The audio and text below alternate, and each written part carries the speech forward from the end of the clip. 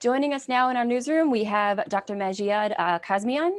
Great to see you to talk about some new interesting research from Purdue University. Welcome. Thank you. Thanks for having me. All right, so viral infections are known to change human DNA. But I understand we're talking about the coronavirus, if this infection can in fact do just that. So my first question is, what viral infections have shown to do this, and how does this work? What's the mechanism behind it? That's right. So thanks for asking that question. So there are other viruses like HIV, HPV, hepatitis virus that are known to actually integrate into a human genome and change the DNA. These viruses actually have their own machinery with them, and they take that machinery, they turn it on inside the cells, and they cause their genetic material to go inside the human DNA. So that's the machinery that HIV, for example, utilizes I to love how you. integrate itself. Oh, I'm sorry. But coronavirus does not have such a machinery.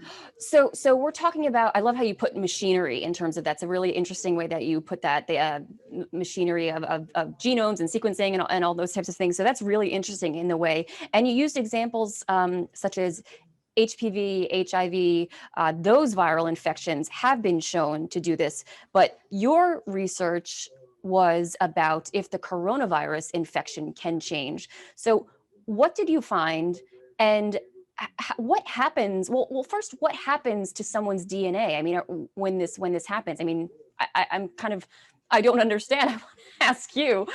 Thanks, Mary. That's a great question. So I think what happens is that when the virus goes in, start replicating inside the cell, and then the coronavirus is a positive strand RNA and do not have the machinery for integrating itself inside the human DNA. So it doesn't contain that little pieces of the protein that it needs for such a thing.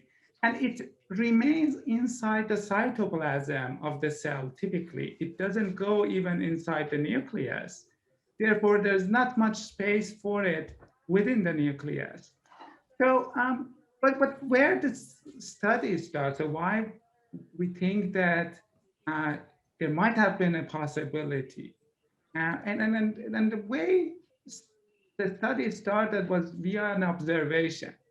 So we and others made an observation that there are some of the pieces of the sequence that in this genetic material of infected cells that seems to have a hybrid between the virus sequence and the human DNA sequence. And when we dig into this more, we realize that this is not the subject of integration, but what it was certain sequencing artifacts that are generated usually during the time that we take these cells out of the tube, out to the lab inside the tube, and then we start basically processing them and preparing them for the sequencing. And we have shown with multiple lines of evidence that this is what's happening. So you speak because we was looking at the study that says this could happen, but this was done in a petri dish. It was done in a tube. However, you say artifact, and that's something, from what I understand, just kind of mistakes in the lab that might have happened or something. Is that what I'm understanding? That artifact, if we were to explain what artifact is. So that's again another great question. So what happens is that we have an ultra sensitive and ultra accurate machines that read these genetic materials and read the code for these genetic material.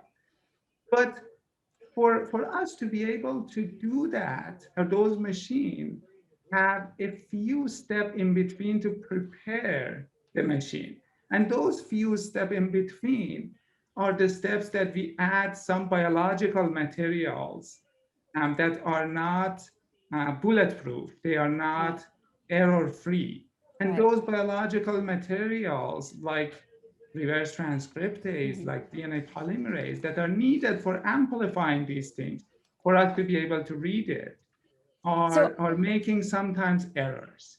And so these ri- errors are the ones that are caused. are we talking about human error? We're talking about human error from the, because right, it has to be very delicately. So okay, so this study, we you reviewed that study the way it was done, and you're attributing to what these scientists saying that it appeared to affect the DNA, but in fact it could have been human error in the lab or something had happened. Okay, so let's if that's what I'm hearing, is that what I'm understanding? So those are the errors that are Okay, occurring right. inside the tube because of the biological agents that are in there. Okay, okay. Wow, that's so interesting, Dr. Kazemian. And then uh, wh- why is your answer that this does not likely happen? Because I know it does not appear to happen. Because I mean we cannot conclude altogether in science, but it doesn't appear to happen, which is we want to say it that way. But why does this why is this unlikely? So you're hitting the nail on the head. It's great way of thinking about it. It's really hard to prove a negative in science. So in science, we are looking for finding evidences of something happening and or ruling out every other explanation for our observation. So our observation, like others, was that these hybrid sequences are happening.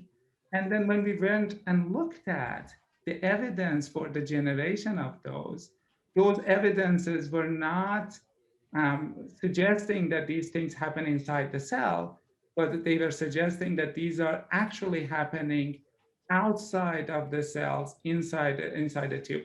And then what it was interesting is that we have looked at um, tens of different patients or hundreds of samples to conclude that this hasn't happened. And then we cannot distinguish whatever happened in those from any artifactual event that could Wow. have happened. That's incredible. Like you said, you did this study and you saw that it lived in this sort of cytoplasm. It didn't go into the actual nucleus. And is that from is where the DNA is stored? That's where this would happen. That's Okay. correct. Yeah. That's correct. Wow. That's incredible. Wow. And then so we don't have to be concerned. You're saying based on this study that the coronavirus will affect our genetic material, our DNA sequencing. What when you spoke about the other viral infections, what happens when that does happen to someone? I mean, does it become more infectious? Does it change someone's? I don't. I guess I'm not unclear with my question. I'm just, Right, yeah, right. just very curious. Right. Again, very good question. So what happens in sometimes those viral infections like HIV, what happens is that the genetic material goes and reside inside your um, DNA. And there, every time that the cells in body are replicating and creating new cells, that is contained there and in a latent form stays there. So then it would have a long viral persistence within these patients for a long period of time. So those cells do not disappear easily. And then that's why it has been very hard and challenging to treat HIV or to treat some of Whoa. these viral infections. Wow. Wow. Um, that's that's so interesting. And would you so when someone comes down with the coronavirus and they have this infection, um, would you be able to explain why it's important? What someone needs to know in terms of this does not enter the actual cell; it lives outside, so it's not going to affect. So would you just explain that one more time? Right. So I think that scientific evidence and all the evidence that we have so far is that this genetic material of this coronavirus, which is an RNA, lives inside the cytoplasm and does not have a machinery that transports it to the nucleus and integrated in the human genome. So it stays there and it does its job. Of course, it affects a lot of people. It infects other cells, causes tissue damage. That's why we want to have the people to vaccinate and get the vaccine. Um, but there is absolutely no concern and no evidence for any concern that either this virus or pieces of that virus that is used for providing the vaccine would be permanently in our genome. Right, right. And I'm thinking that that's why the effectiveness, the safety and effectiveness of these vaccines are so high. That's the, oh, correct. We have been absolutely great and grateful about this particular vaccination approach that has been one of the most successful vaccination Mm. and vaccines that have been available. Um, and of course, we are owing that to years and years and decades of research on other viruses. And so it's some people say that we have it, oh, in a year we made a lot of progress, correct, and that's all true. But this is all for 30 years of, or then decades of study on all the other viruses. Oh, this is Dr. Kazemian. This was so interesting. Thank you so much. I really Thank you. appreciate this. And are you planning to do more research on this? Yes, so we have been, actually, we have just published another story where we have shown that um, coronavirus actually turns on, especially in severe cases of COVID, turns on an ancient biological pathway within the cells of the lung. And what happens in that case is that that particular ancient system causes a T2 damage because it starts hyperinflammation and followed by tissue damage.